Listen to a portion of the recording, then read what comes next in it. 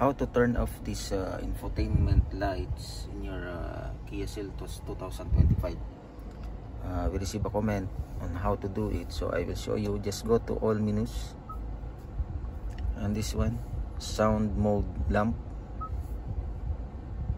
Once you open it, see, there's a lot of choices what kind of lights you are going to use. Let's say for example this one, and it will change like that, or here, so it will change, no, whatever you select, it will change.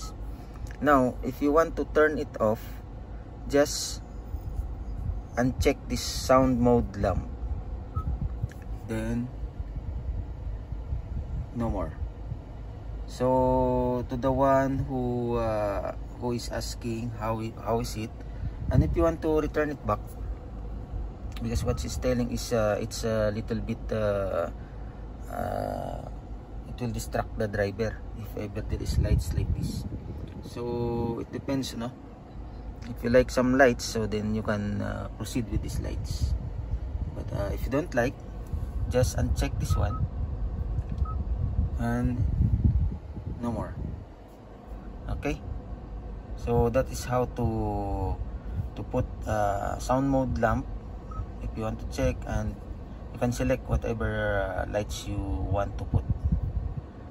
Okay, thank you very much. I hope I forgot the name. Anyway, I will put in the screen.